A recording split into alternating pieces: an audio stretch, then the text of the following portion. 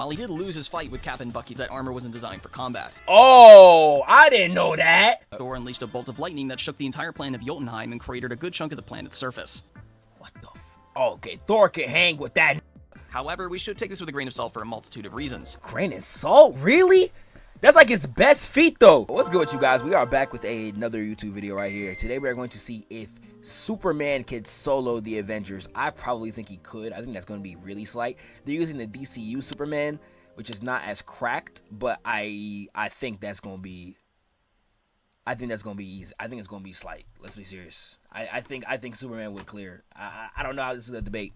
We're gonna see what he says, though. With the DCU's rendition to Superman finally hitting the silver screen, the Man of Steel's image has not seen a spike of popularity like this in a long time. With this newfound and hopefully continual success, I thought we'd compare him with the star team Hey, of the no MCU, hate to Snyder, though. The I mess with my dog, Snyder. So could the Avengers, as they're seen in Endgame, defeat him? This will contain spoilers for Superman, so if you haven't watched the movie, please go see it, then come back to watch the rest of this video. Power scaling the Avengers, and especially Superman, is always a headache and an iffy discussion. I'll do my best here, but people are going to disagree with me even if I describe what's blatantly shown on the screen. So all I ask— fair. That's how power scaling goes. Yo, if you've seen death battles, that's literally how they go. At least keep no matter what you say, people are going to get mad. You can literally get a quote straight from the manga itself, or straight from the comic, or straight from a guidebook, straight from whatever. No, like they will disagree. They will disagree. Like the scaling I've seen in the Dragon Ball community, absurd. Hawkeye, the Guardians of the Galaxy, Ant-Man and the Wasp, and all the armies are not making it. Honorable mentions are Valkyrie, Black Panther, and Spider-Man. Valkyrie slashes through a Leviathan, which we'll see later is Spider-Man not living that, but bro. that's really about it for Against her. Superman? Could protect Against Superman, Spider-Man not living that, bro. him from becoming paste, but he can be knocked out if you exert more force in a punch than his suit can absorb. Yeah, Spider-Man could likely evade Superman and possibly survive attacks since he'll be in the Iron Spider, but he's not damaging Superman. At best, he can help distract him. Now, on to the real contenders. What better place to start than the man who started it all? While Tony isn't the fastest Avenger, he makes up for this with an AI that can fight and react for him. While he did lose his fight with Cap and Bucky despite this, that was both due to being outnumbered and because that armor wasn't designed for combat. Oh, really? Oh, I didn't know that. Oh, is the video based on movies? Yes. If he wasn't using an combat-based suit in Civil War, yo, next Avengers video, oh, I'm agenda pushing like crazy. What? You learn something new every day. Oh, the slander's gonna be insane. But his earlier you suits, learn something like new every day. Are able to fire dual He almost won with a Nerf suit. Easily slice through with Cap is so down bad. Oh, I'm going crazy. 200 petawatts. Oh, do not let me make another Avengers video. Oh, I'm going so crazy. Being shot for 5 seconds, this is an astonishing level of heat and energy. This is a double-edged sword, though, as it quickly drains most of his suit's power. Though by the time we get to Infinity War, we see Tony use the laser to slice through the metal of a Q-ship, where before it couldn't slice through a Worm Thing's armor before his suit ran out of power. Sir, we will lose power before we penetrate that shell. This shows he's upgraded it to emit at even hotter levels and by extension longer set at 200 petawatts. His nanotech is its own degree of broken, as it's strong enough to keep Thanos from closing his fingers. The same fingers that pierce the Vibranium in Vision's forehead like tinfoil. It's also showing a level of endurance so high it could withstand a beam from the Power Stone, which we saw can obliterate entire planets in seconds. And to anyone who doubts this, his nanotech consistently allows people to wield infinity That stones. is true too. Yo, my man, I'm telling you, niggas be lying about Iron Man, bruh. You didn't know about the Nerf suit? People never bring that up. I did not know about the Nerf suit. I'm going to drop some crazy slander. I never knew that. I know now. Oh, that's crazy. However, we can assume this pushed the suit to its absolute limits as we see Tony running low on nanobots not long after. It's also worth mentioning that Tony will have help from Pepper and Rhodey, and we see in nobody's favorite scene that the rescue suit is able to explode a bit of armor off an Air Glizzy's body. Air Glizzy is An Air Glizzy is insane. By Avengers 1, it's safe to assume Hulk was the most powerful member on the team in terms of raw strength. With just one punch, MCU Hulk is low-key nerfed, though. Assuming this thing weighs around 1,200 tons, flying at around 30 miles per hour, and taking into account that not even a 200 petawatt laser could pierce its shell after being shot for an approximate minimum of 10 seconds, I kid you not, Hulk's fist would have to be delivering a punch well beyond city level. Almost 9.5 SAR bombas, just to dent this armor. Hulk's fist would be strong enough to absolutely annihilate a city 10 times over. That's a level of striking force I'll learn Saitama's respect. And for lifting strength, we see Hulk busted, but like MCU Hulk is, I don't think MCU Hulk is like that, bro. Hulk Buster in a 1v1 put him down. Superman's putting down Hulk Buster, bro. Even if it's the new Superman's putting down the Hulk. Let's be serious. Who in the MCU would legitimately fight the new Superman? Thor in his prime, maybe? He went out a black hole. He flew out a black hole. Wanda solos? I doubt. This Superman flew out a black hole with his breath. He didn't even fly. He literally used his breath. He went like, flew him and 3 other people, plus his dog, out of a black hole. Come on. Who's on that feat level? Doctor Strange, Sentry. Sentry is broken, but I don't know how Sentry would go against a Superman. Infinity Ultron against a Superman, though. Is Superman weak to magic? If he is weak to magic, then Scarlet Witch does probably have him. Hulk still couldn't find anybody to push his limits, even from the strongest champions the universe had to offer. Even Thor was at about the same level as him until the Odin Force awakened and gave him an edge. After going with Thor to Asgard, he stood his own against Fenris, Hela's pet she labeled True Power. Right after calling the Casket of Winters weak and an Infinity Stone not bad. The Casket of Winters is shown to freeze an entire planet's surface instantly, which would make it multi-continental to low planetary in terms of power. And again, compared to Fenris, Hela considers this weak. But most impressive, in my opinion, was when Hulk leapt up to Surtur, powered by the Eternal Flame, and knocked him back. This same deity shrugged off Hela's best attacks and killed her with just one slam of his sword. While this might not seem impressive at first glance, as Hulk only staggered Surtur, Hela giving it her all didn't do much better. However, since Hulk relies on brute force and isn't well versed in combat, he can be beaten by hitting pressure points and overwhelmed by someone who's faster than him. This is how Thanos easily beat him in Infinity War. This is still the saddest fight I ever seen. If y'all was there 2018 opening day, this was the craziest fight you could ever open a movie with. Especially after Ragnarok. Ragnarok, Hulk was 101. And then you just see this. Oh my goodness. This matchup isn't the Savage Hulk that we all know and love, but Bruce Banner in control of the Hulk's body, with one arm crippled after undoing the snap. You might have picked up on this since he wasn't in the Dead on Arrival category, but Steve will have access to Mjolnir when facing Superman. This means he'll have the power of Thor granted to him like what happened with Dr. Jane Foster. Steve Rogers is one of the best fighters in the MCU. With his one hand tied, he fought a group of agents in an elevator and still won. He's not doing nothing against Superman though. Unless he has Mjolnir? Unless he got that, he's not doing nothing to Superman though. With Natasha's help, he held up Proxima Midnight, the best combatant in the Black Order, and still won. With Bucky's help, he fought Iron Man while he was adapting to his combative moves and still won. He's a tactical genius, single-handedly turning the tides against Hydra and fighting off multiple alien armies. He usually outmaneuvers and holds his own against opponents leagues more powerful than them like Spider-Man and Ultron because of this. That Ultron fight is so tough. On the bus, more powerful than them, like this is the coldest thing Cap ever did. That is the coldest thing Cap has ever done. A kickflip pass to himself. Because of this. That is the coldest thing my man has ever done. Coldest thing. With Mjolnir and the power of Thor, he truly becomes a formidable force to be reckoned with. By Thor's first film, we're told by Odin that the hammer is a weapon with no equal. This is while the Casket of Winters is chilling in his basement. Pun entirely intended. This adds up as a few hours later, Thor unleashed a bolt of lightning that shook the entire planet of Jotunheim and cratered a good chunk of the planet's surface. The novel adaptation stating its size to be 100 times larger than the Grand Canyon, or 27,700 miles when measured by length, and runs so deep you can see space to the other side of the planet. What the okay, Thor can hang with that nigga. Oh my fault. Oh, Thor can hang with him. Okay, never mind. Thor can hang with Superman. DCU Superman, Thor can hang with, bro. Could Killmonger kill Bucky? I don't think he could. Bucky's too much, bro. Because are you saying Killmonger could beat Captain America? Because Bucky beat Captain America twice. This is a hole almost 3 times the size of Earth's diameter. To do this, Thor would need to unleash 27,900 gigatons of TNT. Granted, the planet is primarily made of layers of ice, which isn't the same as smashing apart stone, but this still isn't anything to scoff at either. On a lesser note, with help from Tony, he was able to smash Sokovia into rubble. The island being about 2 kilometers wide, this is calculated to require about 163.4 gigatons of TNT. And don't forget, at worst, Steve now has the strength to hold back Avengers 1 Hulk, with the potential of being even stronger. The hammer's speed varies, but its best feat was when it traveled from the exosphere back to Earth in about 4 to 5 seconds, ranging from Mach 962 to Mach 9718. His iconic shield is without a doubt going to be one of the most durable things on this battlefield. By his first movie, we saw it deflecting blasts from an Infinity Stone, which would normally vaporize anything it came in contact with. It's also consistently taken and reflected blows from Mjolnir.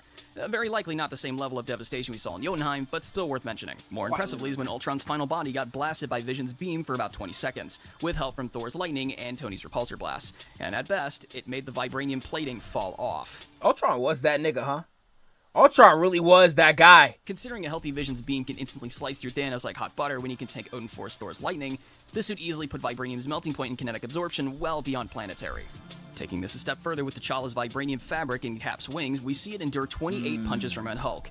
Yes, I counted. I know we're not talking about Death Battle anymore, but they did say Miles had something vibranium related. If it is a weaker version of vibranium, then never mind. But if it was a vibranium suit, he should have been able to tank Deku on top of what he could already tank. I know I'm still talking about that death battle. I'm still not over it. But yeah, I know what I'm trying to say, you know? Assuming Thunderbolt Ross is You know what I comparable mean? to Banner's Hulk, considering we see he's strong enough to crack Vibranium, and that in his bloodlust, each blow he delivered was on par with the Space Cow Punch, this, on a low end, would put Vibranium's durability beyond 56 billion gigajoules of kinetic energy, and at most 111 million. Gigajoules, bro. You see the numbers niggas is bringing up, bro? The equivalent of 266 Insane. bombas. This sounds insane, I know. I triple-checked the calculations to make sure this was right. While not the strongest Avenger, Carol Danvers does have plenty of overlooked feats leagues better than any other member. Was Carol not the strongest in Endgame, though? Was she not, like, is that not the reason why they even introduced her? Was she not the strongest? At least in Endgame, like when she first pulled up, was she not the Strong enough strongest? to hold She back was, one yeah. of Thanos' hands. She can tank base Thor's lightning. She has enough raw energy to fly into a star and reignite it. Oh, And that's what if insane. Oh my goodness, that's insane. she pushes Infinity Ultron into the core of a planet and manages to put cracks into his Vibranium helmet? And she can produce enough energy to punch a hole into space-time. More impressive is when Tony was lost in space by his estimate 1,000 light years from Earth, and Captain Marvel managed to find him and Nebula after combing through space for 22 days. Even if we ignore that she had to fly to Earth first, Carol would have to be flying and perceiving at over 16,000 times the speed of light to find this tiny little ship drifting through space. This is debatably the fastest speed feat shown in the MCU if you don't include cosmic beings and deities. That's crazy. Okay, Superman. Okay, never mind. This might not be close as I thought. Do you think Superman has a feat to combat this? When did he talk about? Yeah, Superman has 16 minutes. Okay. The I mighty don't know, Stormbreaker man. was forged into the then That's stated by crazy. Thor to be the only weapon that could kill Thanos. This is while he was with the Guardians of the Galaxy, Rocket Raccoon being able to casually create cannons that can blow up a moon and a bomb that can shatter Ego's core. But the axe was the only thing that could beat Thanos. You could say Thor was referring to the enchantment that made it immune to the Infinity Stones, but we see it consistently cleaving right through Thanos similar to a healthy vision. Lastly, we're told by Rocket the Snap Thanos release was She still gets wrecked by Android 18. That's a death battle, right? Captain Marvel versus Android 18. 18 won that? Ridiculously cosmic proportions. No one's ever seen anything like it. he took this level of energy point blank twice.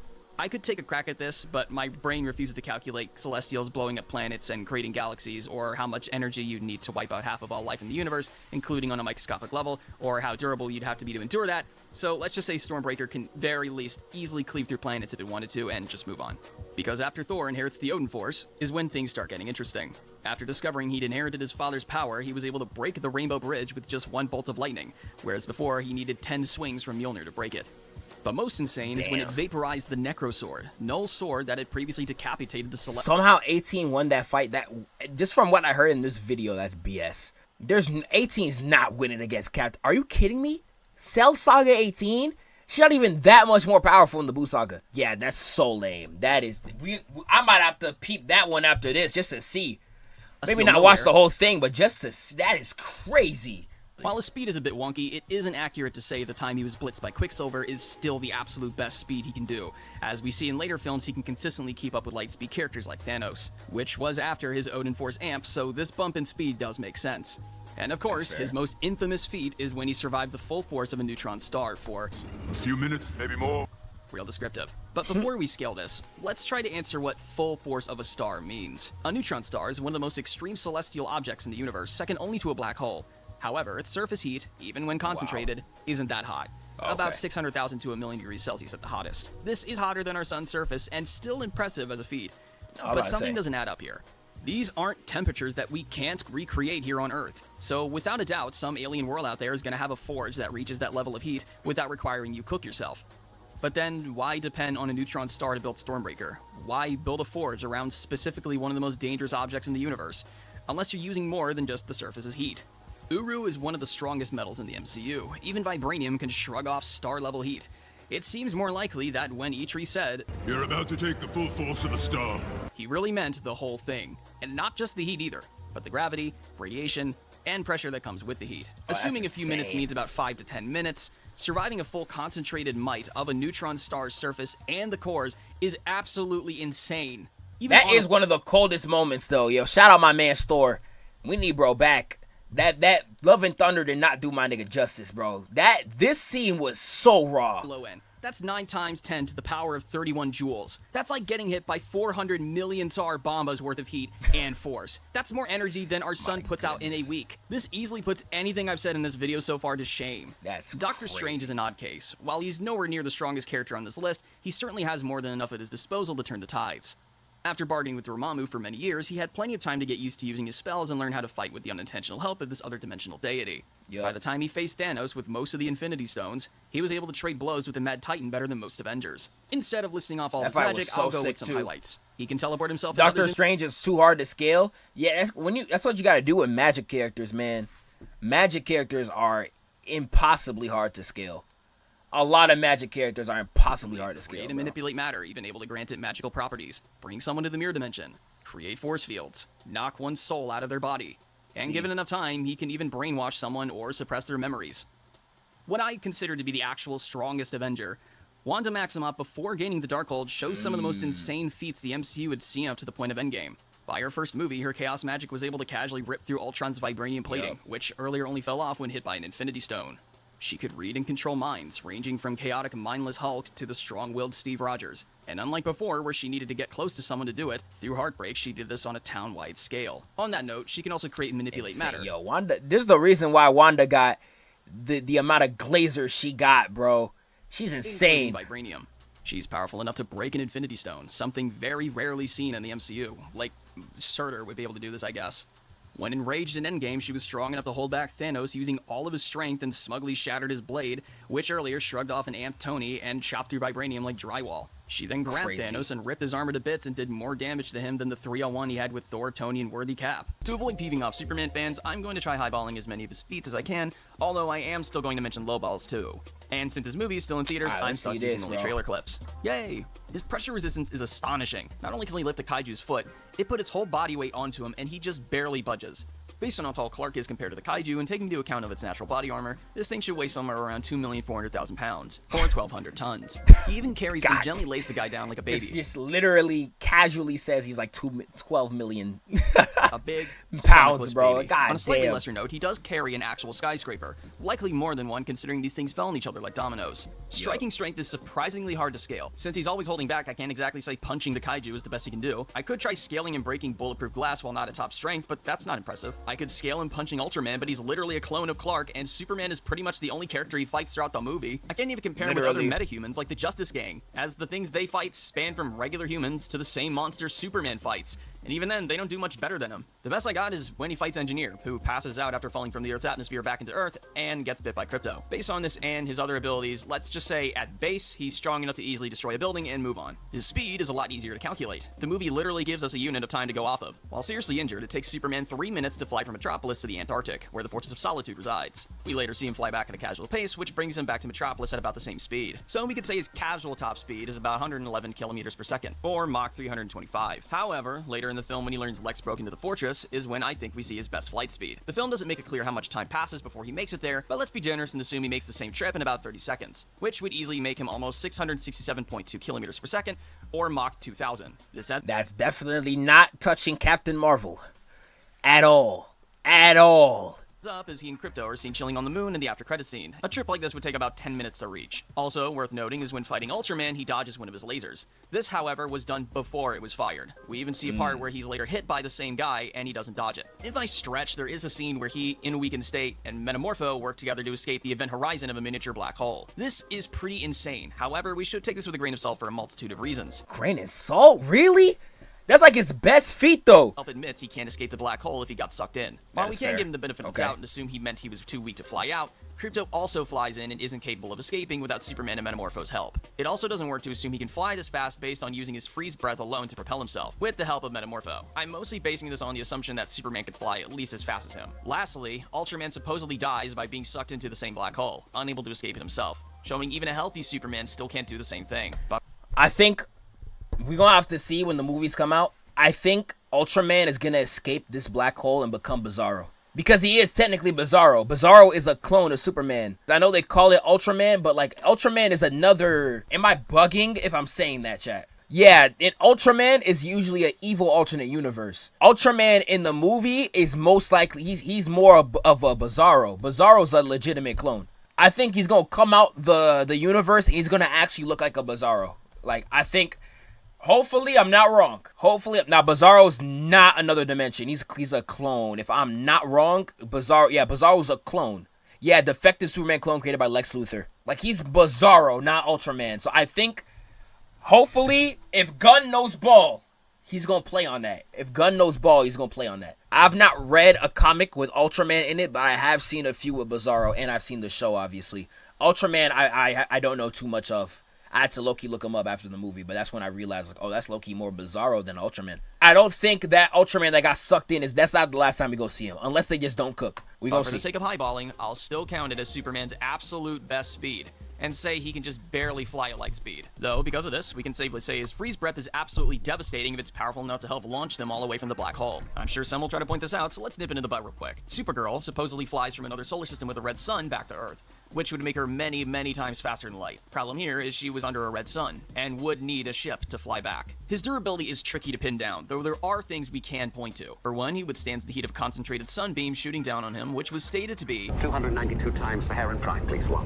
which presumably means 292 times the heat of the hottest recorded day of the Saharan desert, or 58 degrees Celsius, totaling to 17,000 degrees Celsius. That's almost 4 times hotter than the surface of our sun, and he just tanks that for at most about 20 seconds. Some will probably say, based on his reaction, that this level of heat could actually be damaging him and his cells are regenerating him faster than the sun could burn him. But here's the thing. Not only is there no hard evidence to prove this, having your body heal from such extreme wounds in such an extreme amount of time would at the very least make you scream. Much later, he's hit with laser beams directly into the eyes from Ultraman, and at worst, his eye sockets have a red streak across them. We could safely assume he had his eyes closed during this, because why wouldn't they? But this is really impressive, and could imply his laser vision burns even hotter than the Saharan prime beam. And of course, he has no immunity to magic. Some honorable mentions. Superman is stated multiple times to be the strongest metahuman on Earth, by both Lex and Clark himself. While we don't know how many metahumans there are yet, we do see a painted wall in the Hall of the Justice Gang depicting many different superheroes. I couldn't see every single one of them as it was only up for a few seconds, and I'm not buying another ticket just to double check. So if Captain Atom or some other overpowered character is on there, I will be willing to eat my shoe on a few things I said in this video. And since it takes him about 12 to 20 seconds to fully heal from 14 fractured bones. Damage to bladder, kidney, large intestine, lungs. and we imagine he's basking under the hottest Saharan day ever recorded, it took a significant amount of time to heal from the same injuries. About 40 minutes to an hour if we're being generous. And that's with the hottest Saharan temperature. If we're under a normal sunny day, or a not so sunny day, he isn't going to instantly heal from wounds. And since there's no Crypto or Fortress of Solitude to heal himself, he isn't healing during this battle. So who wins? It certainly isn't going to be easy, but I'm going to say the Avengers. Even if you disagree with my scaling for them and want to downplay some of the feats I mentioned and say Superman can blow up a planet, you can't deny there are going to be too many undeniable powerhouses. I completely, dude, the way I be whiffing these power scaling videos, bro, I completely underestimated people like Thor and Captain Marvel. Jeez, bro. So completely underrated them. I didn't know Thor. I knew Thor was like that. I didn't know he was like that. Like, dude, he can't stand a chance. Time for him to win Superman this. not standing Tony a can chance wrap his against him. nanotech At least around the Superman. DCU one. Captain Marvel can fly circles around him and stop him from flying away from the battlefield. Steve can unleash lightning onto him. Wanda can read his mind and find his weakness to kryptonite and red sun energy, the former dropping him to his knees if it's nearby and burning his skin if it gets too close. Or she can use magic to hold him in place and turn his brain off. Doctor Strange can knock his soul out of his body to give Thor a clean shot. Hulk can slap him. Maybe if he kills the magic users first, he'll force the Avengers to rely on their heavy hitters and might have a shot, but that's still a pretty big maybe. But keep in mind, this is still an early Superman who's only had one movie, and already he's capable of beating most Avengers before being overwhelmed. And no doubt he's only going to get stronger from here. Like already, he more than likely beats the Avengers by their first movie. Maybe after a few films and projects from the DCU, I'll return to this video saying Superman easily beats Endgame Avengers. For now though, it's safe to say, more often than not, the Avengers win. Hey, we gotta wait for that Justice League movie come out though. Oh, dude, I think Superman's gonna go crazy if that Justice League movie come out. 100%. If that Justice League movie come out, bruh, niggas ain't hanging with bro.